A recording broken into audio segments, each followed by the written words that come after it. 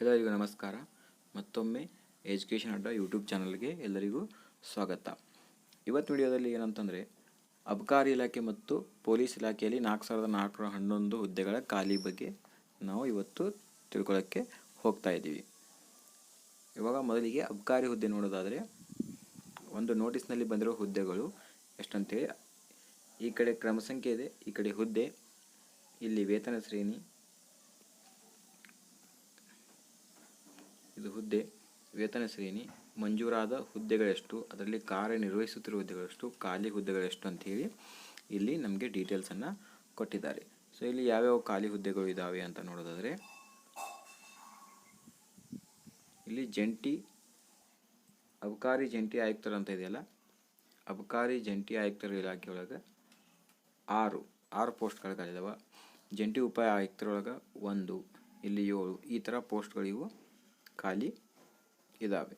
So ಈ ಥರ post ಖಾಲಿ ಇದ್ದು ಟೋಟಲ್ ಎಷ್ಟು ಅಂತಂದರೆ, ಗ್ರೂಪ್ ಎ ಪೋಸ್ಟ್ಗಳನ್ನ ನೋಡೋದಾದರೆ, ಗ್ರೂಪ್ ಎ ಪೋಸ್ಟ್ನಲ್ಲಿ ಟೋಟಲು ಮಂಜೂರಾದ ಹುದ್ದೆಗಳು 147, ಅದರಲ್ಲಿ ಕಾರ್ಯನಿರ್ವಹಿಸ್ತಿರುವ 93, ಆದರೆ ಇನ್ನು 54 ಪೋಸ್ಟ್ಗಳು ಇವು ಖಾಲಿವೆ. ಇವೇನಂತಂದರೆ ಡಿಗ್ರಿ ಲೆವೆಲ್ನಲ್ಲಿ ಇವು ಪೋಸ್ಟ್ಗಳು ಇರ್ತವೆ. ಸೊ ಎಷ್ಟು ಗ್ರೂಪ್ ಎ ಪೋಸ್ಟ್ ಎಷ್ಟು ಅಂದರೆ 54 ಹುದ್ದೆಗಳನ್ನು ಖಾಲಿಯಾಗಿದೆ. ಸೊ ಸದ್ಯದಲ್ಲಿ ಇವು ಕೂಡ ಭರ್ತಿ ಮಾಡ್ಕೊಳ್ಳೋಕ್ಕೆ ಯೋಚನೆಯನ್ನು ಮಾಡ್ತಾಯಿದ್ದಾರೆ.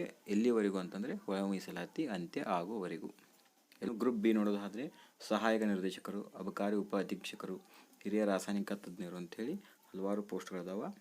ಅಲ್ಲಿ ಕೂಡ 38, 1, 2 ಈ ಥರ ಪೋಸ್ಟ್ಗಳಿದ್ದು, ಅಬಕಾರಿ ಉಪ ಅಧೀಕ್ಷಕರಲ್ಲಿ 38. ಸೊ ಇದು ಇಲ್ಲಿ ರಿಪೀಟ್ ಆಗಿದೆ ಎಡಿಟ್ ಮಾಡುವಾಗ. ಇವೆಲ್ಲ ಗ್ರೂಪ್ ಬಿ ಒಳಗೆ ಬರ್ತವೆ. ಸೊ ಗ್ರೂಪ್ ಬಿ ಒಳಗೆ ಎಷ್ಟಿದೆ ಅಂದರೆ 41 ಹುದ್ದೆಗಳು ಇಲ್ಲಿ ಖಾಲಿ ಇವೆ. ಗ್ರೂಪ್ ಬಿಯಲ್ಲಿ 41 ಹುದ್ದೆಗಳು ಖಾಲಿ ಇವೆ. ಸೊ ಇಷ್ಟು ಕೂಡ ಇವನು ಕೂಡ ಭರ್ತಿ ಮಾಡೋಕ್ಕೆ ನೋಡ್ತಾ ಇದ್ದಾರೆ. ಇನ್ನು ಕಿರಿಯ ರಾಸಾಯನಿಕ ತಜ್ಞರು, ಪ್ರಯೋಗಾಲಯ, ಇವು ಗ್ರೂಪ್ ಸಿಯಲ್ಲಿ ಬರ್ತವೆ. ಇಲ್ಲಿ ಅಬಕಾರಿ ರಕ್ಷಕರು, ಹಿರಿಯ ಅಬಕಾರಿ ರಕ್ಷಕರು, ದ್ವಿತೀಯ ದರ್ಜೆ ಸಹಾಯಕರು ಅಂದರೆ SDA, ಪ್ರಥಮ ದರ್ಜೆ ಅಂದರೆ FDA. ಸೊ ಈ ಥರ ಎಲ್ಲವೂ ಬರ್ತವೆ. ಟೋಟಲು ಗ್ರೂಪ್ ಸಿ ಒಳಗೆ 1591 ಹುದ್ದೆಗಳು ಖಾಲಿ ಇದ್ದಾವೆ. ಅದರಲ್ಲಿ ಮತ್ತೆ ಗ್ರೂಪ್ ಡಿ ನೌಕರರು 38, ಗ್ರೂಪ್ ಡಿಯಲ್ಲಿ 38 ಇದ್ದು ಟೋಟಲ್ಲು 1724 ಹುದ್ದೆಗಳು ಈಗ ಅಬಕಾರಿ ಇಲಾಖೆಯಲ್ಲಿ ಖಾಲಿ ಇವೆ. ಸೊ ನಿಮಗೆಲ್ಲ ಗೊತ್ತು ಅಬಕಾರಿ ಇಲಾಖೆ ಅಂದರೆ ಎಷ್ಟು ಡಿಮ್ಯಾಂಡ್ ಇದೆ ಅಂಥೇಳಿ. ಎಲ್ಲರೂ ಇದೇ ಜಾಬ್ನ ಮಾಡೋಕ್ಕೆ ಅಂತ ಪ್ರಿಪ್ರೇಷನನ್ನು ಮಾಡಿರಿ. ಯಾಕಂದರೆ ಈ ಜಾಬು ಸಿಮಿಲರ್ ಟು ಆ ಥರ ಅಂದರೆ KSP ಥರನೇ ಇರುತ್ತೆ, ಪೊಲೀಸು ಕೂಡ. ಮತ್ತು ಇದಕ್ಕೆ ಸಿಲೆಬಸ್ ಒಂದೇ, ಬಟ್ ಎಕ್ಸಾಮ್ ಪ್ಯಾಟರ್ನ್ ಚೇಂಜ್ ಇರುತ್ತೆ.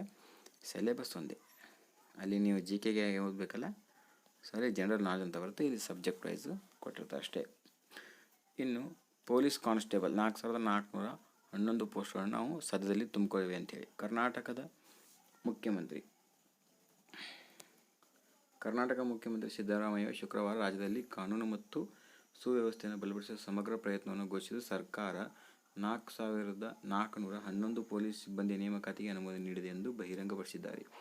ಈ ವರ್ಷದೊಳಗೆ ನೇಮಕಾತಿಗಳು ಪೂರ್ಣಗೊಳ್ಳುವ ನಿರೀಕ್ಷೆ ಇದೆ ಎಂದು ಹೇಳ್ಯಾರ. ಸೊ ಅದು ಯಾವಾಗ ಅಂತಂದರೆ ಈ ತಿಂಗಳು ಜೂನ್ 30ಕ್ಕೆ ಏನಾದರೂ ಒಳ ಮೀಸಲಾತಿ ಅಂತ್ಯ ಆದರೆ. ಸೊ ಸದ್ಯದ ಪರಿಸ್ಥಿತಿ ನೋಡೋದಾದರೆ ತುಂಬ ಒತ್ತಡ ಇರೋದರಿಂದ ಈ ಮಂತಲ್ಲಿ ಮುಗಿಬೋದು ಅಂತ ಅನಿಸುತ್ತೆ. ಏನಾದರೂ ಈ ಮಂತಲ್ಲಿ ಮುಗಿದ್ರೆ ನಮಗೆ ಜುಲೈನ ಮಧ್ಯಂತರದಲ್ಲಿ ನಮಗೆ ಈ ನೋಟಿಫಿಕೇಷನ್ ನೋಡೋಕ್ಕೆ ಸಾಧ್ಯ ಆಗ್ತೈತಿ. ಸೊ ಅಲ್ಲಿವರೆಗೂ ಎಲ್ಲರೂ ಚೆನ್ನಾಗಿ ಓದಿ. ಸೊ ಯಾವಾಗ ಅಂತ ಕೇಳೋದ ಮಾತ್ರ ಆಗಬಾರ್ದು.